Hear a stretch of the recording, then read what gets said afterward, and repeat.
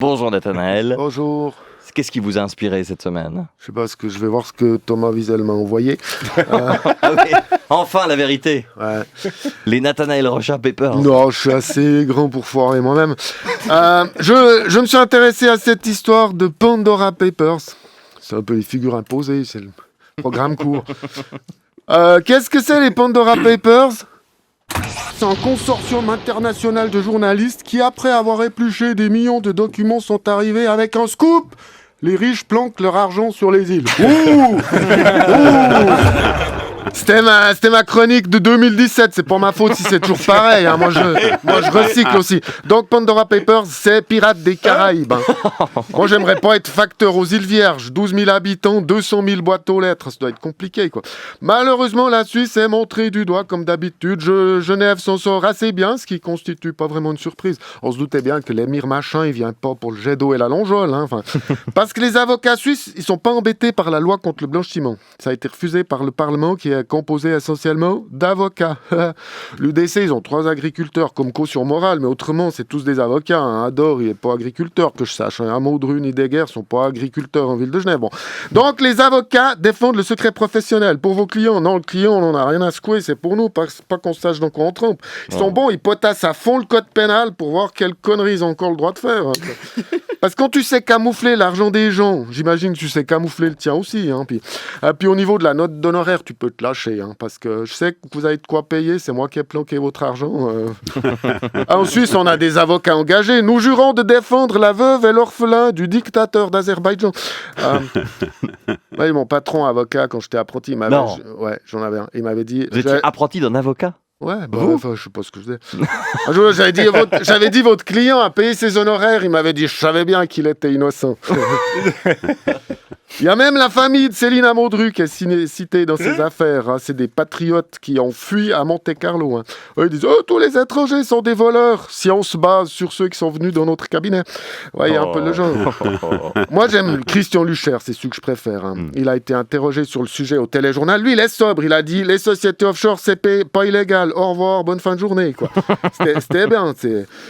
Fournir une arme de poing et une cagoule ne constitue pas un crime. Ouais, c'est efficace. Par contre, il y avait le PDC genevois, là, Vincent Maître. Lui, il n'est pas comme Lucher. Hein. Vincent Maître, il s'est enflammé. Il a dit à Forum qu'il y avait 1012 raisons honorables de créer un montage financier sans réussir à en citer une seule. Hein.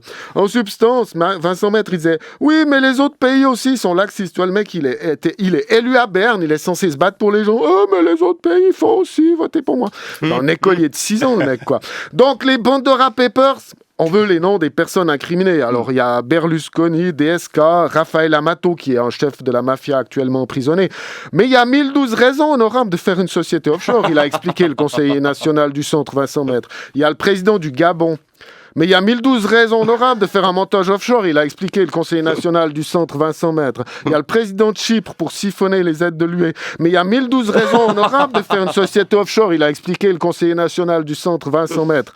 Il y a un ministre russe qui n'ose plus retourner en Russie. Mais il y a 1012 raisons honorables de faire une société offshore. Il a expliqué le conseiller national du centre, Vincent Maître. Vous avez un peu compris l'idée, hein? Oui. Bah, je vais continuer. Il y a le premier ministre ivoirien. Mais il y a 1012 raisons honorables de faire une société offshore. Il a expliqué le conseiller national du centre, Vincent Maître. Il y a le président du Kenya, mais il y a 1012 raisons honorables de faire une société offshore. Il a expliqué le conseiller national du centre, Vincent Maître. Il y a le président du Congo. En fait, je crois que les présidents africains, ils aiment pas les Noirs. Moi, je sais.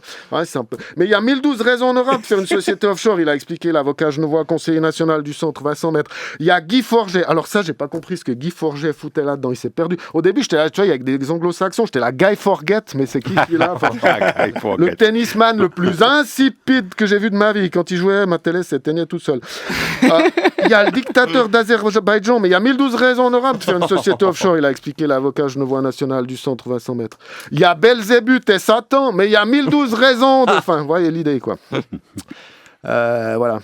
De toute façon, il fait ce qu'il veut, le dictateur d'Azerbaïdjan. Il est dictateur. Enfin, je veux dire. Il y a Julio Iglesias, ça j'aime bien. Il planque son argent, je pense qu'il a 80 ans, il planifie pour ses vieux jours.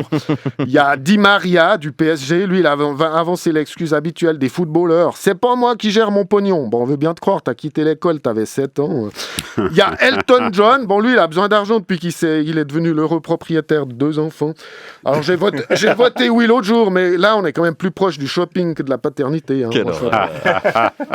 Il y a beaucoup de monarques qui sont incriminés dans les Pandora Papers. Par exemple, le roi Abdallah de Jordanie, qui ferait mieux de payer ses impôts pour assurer le train de vie du roi Abdallah de Jordanie.